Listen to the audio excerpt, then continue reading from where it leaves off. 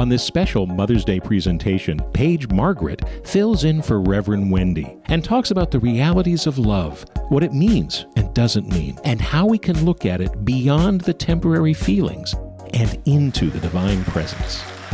Good morning. I was sharing with First Service what a pleasure it is to be here, primarily because I have so much respect for this community. So to get to share some thoughts and stand before you is very touching for me. So if you're one of those folks that when there's a sub takes off, like I used to do in school, thank you for staying. I'm going to talk about love today. And I hope to develop a very robust definition of love, share with you what I believe love's promise to be, specifically for each one of us here, and then to talk about how we can lean more fully into this divine life force. I think love is very tricky to define, and you would probably get a different answer depending on who you asked and what their experience of love has been. But in our larger culture, I think love is most commonly experienced and understood as a feeling, as a form of affection. So love would inspire feeling attracted to our partner, or love would inspire feeling delighted and devoted to our children, or love would inspire the pleasure from our favorite activities. And we all discover, sooner or later, that this turns into something else. That what was once attraction or delight or devotion can so quickly turn into frustration or disconnection or hurt and disappointment. And we can tend to believe that love is fleeting or unreliable, when what is really happening is our feelings will take on whatever thoughts we think first. And it's feelings that come and go. It's feelings that are transient. The truth about love is that it's quite constant. It's quite present. So a definition of love as a feeling, while it certainly does inspire them, is a bit limiting. It's a bit narrow. And as we think more deeply about this, I'm sure we've all heard that love is an action. Love is something that you do. And there is no doubt whatsoever that love inspires all kinds of actions, like keeping our commitments and staying true to our word and being of service and beautiful things we do all the time, actions we take all the time. But again, we will discover sooner or later that the love that inspired these actions turns into something else. That our actions can become motivated by guilt or anxiety or avoidance because we want to avoid some kind of upset or conflict. And we can tend to conclude that love requires some form of sacrifice or self-repression, or it's just part of love to take a hit now and then. When what's really happening is that actions will take on whatever vibration or energy or thought that generates them. So if I do something out of guilt, or I do something to avoid upset, that consciousness and that vibration will be felt. And if I'm truly sourced in love, the big kind of love I'm going to talk about, the action will feel supportive and generous and connecting. And the real truth about love is that it's whole. It's unitive. It isn't dualistic, where one progresses while another has to take a sacrifice. Now, I personally wouldn't say that love is limited to a feeling alone or to an action alone by any stretch of the imagination. And I don't think it's a surprise to hear that love is bigger than that. And the Bible would tell us that God is love, which is pretty big. And the poet Rumi would tell us that we are born of love, that love is our mother. And so this points unmistakably that love is born of divinity and expressed into our humanity, that love is not something born of our humanity alone. So taking this definition a little bit further, there is growing consciousness that love is actually a way of being, that love is a state of presence. Something much beyond anything we would think, anything we would do, anything we would feel, something otherworldly, a divine energy that we open to and source in and embody. And it's something that we just know. There's a synergy in the soul where we know it for truth. We know it for wholeness. We know it for big R reality. We know it for being divine. And I want to share some delightful examples with you from children, ages 4 to 7, when they were asked what love is, because I think these are such beautiful examples of love as a way of being, love as a state of presence. Bobby, age 7, says, "Love is what is in the room with you at Christmas time if you stop opening the presents and listen." Billy, age 4, "When someone loves you, the way they say your name is different. You just know that your name is safe in their mouth." That's pretty deep. Karen, age 7, "When you love somebody, your eyelashes go up and down and stars come out of you."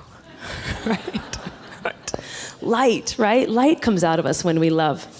And this last one is particularly dear. A 4-year-old boy had an elderly next-door neighbor who had recently lost his wife. Upon seeing the man cry, the little boy went into the old gentleman's backyard, climbed into his lap, and just sat there. When his mother later asked what he said to the neighbor, the little boy said, "Nothing. I just helped him cry." I have to confess here, I did ask my 3-year-old what he thought love was, hoping for some delightful little answer. And he actually said to me, "Everything is love, Mama." And I thought, I will take it. Right on.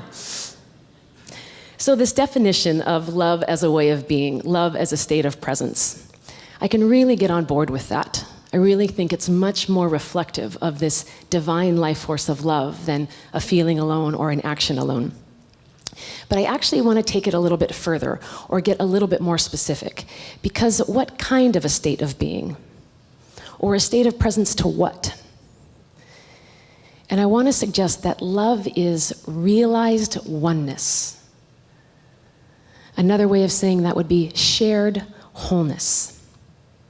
Within myself and my maker, however I define that divine life force,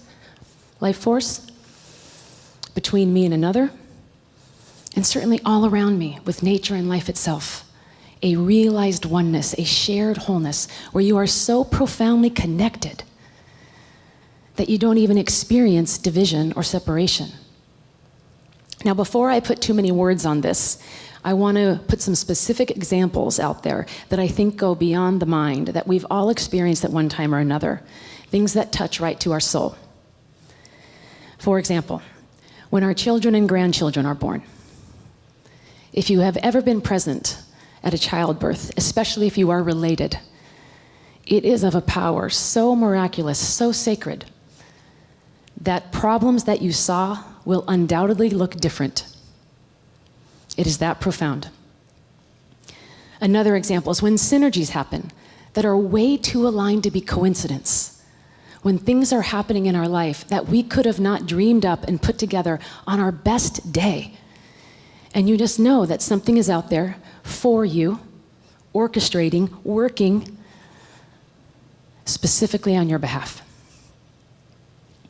When you're working with a colleague or spending time with a loved one, and there are these moments of shared glances and shared laughter and hugs and high fives, and you know that you're on the same team, you're partnering, you're making headway, and there's an excitement and a connectedness and a thrill about it. This is the wholeness of love. This is the unity of love. When music plays, when we're in nature, things that quiet the mind and open the heart, and you notice that you're in awe of something grand.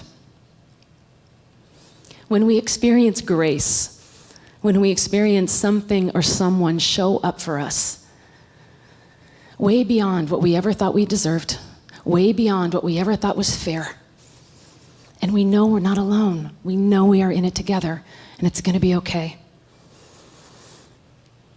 When someone is transitioning from this physical life, there are accounts of those who are bearing witness of the transitioning of life, where it is not an end of something, but something continuous, something expansive, something where life is changing shape. And while there is certainly sadness, it doesn't quite feel like loss, because there is a profound experience of oneness, of wholeness, of connectedness. And this is the kind of love I'm talking about. And I want to ask you just to pause for a moment and breathe. And just from these examples, or examples that perhaps came up for you when I was sharing these, notice if you're breathing any better, if you feel any more open, if there's any soft places that are bringing their awareness to your attention. Because this is what love does. It makes like itself, it opens, it relaxes, and it centers. I want to share with you 3 qualities that I think are very powerful about this kind of love, this divine life force for unity that I'm calling realized oneness or shared wholeness. And then we'll take a practical turn and talk about how we can take this into our daily lives. First, this kind of love I'm talking about is always available. You can always count on it. It is the basis of all things. There's nowhere it is not. It is like the air our bodies breathe. It's the air of the soul, really. And it's that present. It's so present that we're often not aware of it. But it's always there, being inhaled and exhaled. It's always there, giving us life. Love would never say, see this line right here? I don't go beyond that. That's my limit. Love would never say that. It is ever present, always available. Now, love might say no. Love would say no to anything that isn't of itself, but it would still be present. It would still be constant. It would still be embracing. But I think that's a talk for a whole nother Sunday to get into when love says no. 2, love is always uplifting. Because love is whole, because it is all-encompassing and therefore has no opposite, if there is any state or place that we experience as hurt or separate or limited or dark, it always has an answer, always has an idea, always has something that will energize and open doors and bring possibilities, because this is what love does. And love is uplifting for all involved. It's never win-lose. It is always win-win. It's always win together. So love never says, you get to pass go and you get to collect $200, but in order for them to pass go, you get a jail card. It doesn't do that. It is so brilliant, beyond what we can figure out, beyond what we can make sense of on our best thinking, with our best thinking, that it is always wholeness and upliftment for everyone together. And the third quality I want to share is that love is transformative. It is absolutely transformative. It dissolves obstacles. It takes away roadblocks. It heals wounds. Because it is miraculous, it operates out of what we understand as time and space. And all it does is draw you into itself. It embraces you and keeps drawing you into itself, making you as it, helping you realize who you already are, the realization of wholeness. I want to share a short quote with you from Pierre Teilhard de Chardin, who is a French Jesuit and philosopher, which I think expresses this attraction that love offers us, this divine life force for wholeness, where it's inviting you in such that everything that is not you is let go. Love, in its essence, is the attraction exercised on each unit of consciousness, which is you, by the center of the universe, drawing unto itself. Love stands beyond the vibrations of the everyday that are familiar to us. At the threshold of another universe, a rainbow of merging colors, constantly and vigorously extending. It is the unbounded and continuous possibility of contact through spirit. The play of countless subtle antennae seeking one another. The incredible pull towards mutual sensibility, wholeness, and completion. Can I get an amen? Amen. That's a really powerful definition of love for me, beyond what we can necessarily fathom. And I believe this is what love's promise is. I believe this is the real end of the story.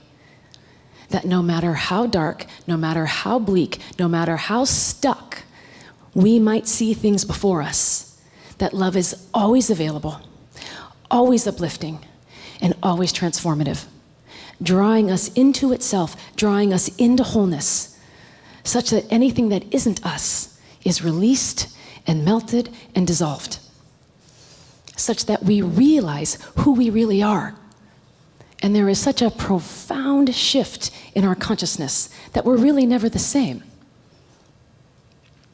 Now, for most of us, this is not an event. This is not an overnight occurrence. This is not a one-choice thing. For most of us, this is a bit-by-bit revelation. This is a coming into the realization of wholeness, one aha at a time, one intuition at a time, one practice at a time, one divine download at a time. And as we surrender to it, as we make space for it, as we open to it, we find that answers come we hadn't expected. We find that the way we see things are different. Other people do things we didn't expect. Because that's how whole it is. That's how complete it is. Now, if any part of you is saying, maybe I believe in that kind of love, but my experiences have been too far and too few. Maybe it's out there over there for somebody else, but for me it's been a momentary glimpse. I want to offer you 3 reasons why we sometimes don't, and oftentimes don't know love this way. What gets in the way, if you will, and 3 things we can do instead. The first reason that we don't necessarily know love as this massive divine life force for wholeness is because the ego is so darn loud. Our ego will convince us things have to get done, and they have to get done in a certain way by a certain time. And we will get so over-identified with what's going on in the physical and in the concrete that we tune out of the spiritual altogether. The spiritual being what matters in a given day in the bigger picture. The spiritual meaning what our higher power is telling us, or our intuition, or that still small voice within. The reason why we're really doing what we're doing in our lives. So I think it's important to remember that if we really want to know the kind of love I'm talking about here, we got to make space. We got to slow down. We got to open up, or we will miss it. Because my experience with love is that it doesn't shout and demand and force. It invites, and it beckons, and it whispers, and it's right there whenever we're ready to make a little space. The second reason we often don't know love this way is because many of us, for good reason, have closed our hearts to some degree. For very good reasons. Things weren't safe. Things couldn't be trusted. And many of us have felt the necessity to guard or to close or to back away. And the Course in Miracles would offer us this. It is never really the hurtful event, circumstance, or person that truly cuts us off from love, but that we have closed our hearts in response. Just consider that for a moment. We have closed our heart in response because we couldn't tolerate what was going on. And Marianne Williamson says the same thing this way. The real problem is not the love we didn't get in the past, but the love we are not open to in the present. The love we are not open to in the present. That is always available, always uplifting, and always transformative. I think when we take that brave turn toward this kind of love, when we may not even know what it is, we just simply open consciousness to it. Okay, I know you're out there. Okay, I believe in you. Okay, I'm willing to see something that simple. I think it is when we make that brave turn towards something our minds can conceive of, beyond something our minds can conceive of, that our hearts can actually break open with the power of love instead of break down. And the third reason I want to share with you why sometimes we don't know love as a divine life force for unity is because we too often look externally. We too often look to our relationships and our jobs and our achievements and whatever activities we have going on in our lives when love is an inside job first. What that means is we connect to and realize the love that we are within and bring it to what is before us in a given day. Bring it to what is before us. And so my question for you today, what if our life is really about the time it takes to realize love is for us. Love is all about wholeness, that you are being invited in to realized oneness. What if our life really isn't so much about what we do in a given day? Not that those aren't wonderful, beautiful things that are a forum and a vehicle for this kind of love, but what if our life is really about the time it takes to realize that the real end of the story is that we are all about and within and through and around shared wholeness and realized oneness. That is what is promised to you because it is absolutely the nature of love. I was going to end this talk today with a video that I thought was guaranteed to convince you of love's tremendous power and presence.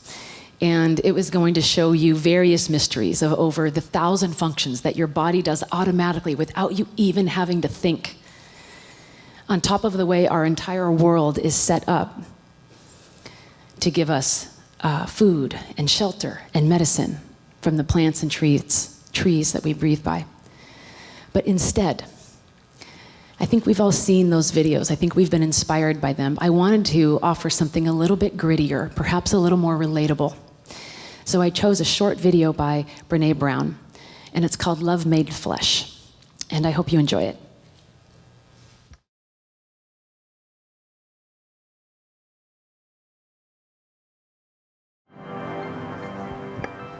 Were you able to hear that okay, despite the picture? If you want to check that out, that's Brené Brown's video on love. But I want to thank you so much for your attention today. You're an incredibly gracious community. And as you head out to Mother's Day, I wish you such a rich, wonderful, special day with your family. And if Mother's Day is more of a challenging holiday for you, then it is my prayer that love would be your mother.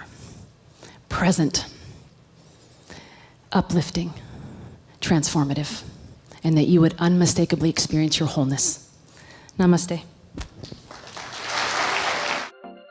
Many people enjoy Reverend Wendy's talks and meditations and aren't able to attend the Unity Center in person. If you're part of our extended family from around the world and would like to help support the Unity Center, please go to our website or download our free app, which offers even more ways to connect with the Unity Center. Namaste.